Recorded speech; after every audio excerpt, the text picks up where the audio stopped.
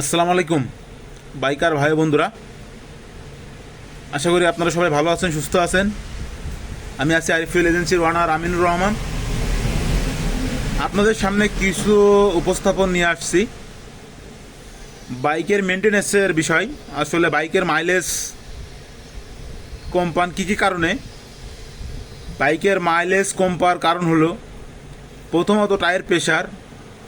টায়ারে যে প্রেশার থাকে আর যারে বলে আর হাওয়া, টায়ারের প্রেশার ঠিক মতন দিতে হবে, কারণ না দিলে কিন্তু আপনার মাইলেজ কম পাবেন। দ্বিতীয়ত আছে এয়ার ফিল্টার। এয়ার ফিল্টার যদি ময়লা থাকে, জ্যাম থাকে, তাহলে কিন্তু আপনি মাইলেজ কম পাবেন। তৃতীয়ত আছে প্লাগ।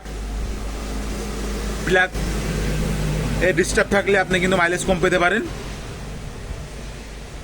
তারপরে আছে আপনার ক্লাসের যে কেবল, ক্লাস কেবলে যদি কোনো সমস্যা হয়ে থাকে তাইলেও আপনি মাইলেজ কম পাবেন। আরও আছে আপনারা ব্রেকে আপনার যখন ব্রেক জাম থাকে, চাকা জাম থাকবে, তখন কিন্তু আপনারা মাইলেজ কম পাবেন। চেন স্পকেট আছে, চেন স্পকেটে যদি সমস্যা হয়ে থাকে আপনারা মাইলেজ কম পাবেন। আশা করি এইগুলো থেকে আপনারা সবাই সতর্ক হবেন, কারণ বাইকে কিন্তু এগুলো মেনটেনেন্স করলে কিন্তু আপনারা পারফরমেন্স ভালো পাবেন, বাইকের মাইলেজ বেশি পাবেন।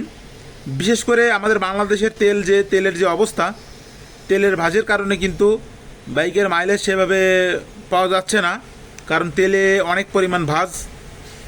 এই কারণে তেলের কারণে কিন্তু মাইলেজ কম বেশ হয়ে থাকে।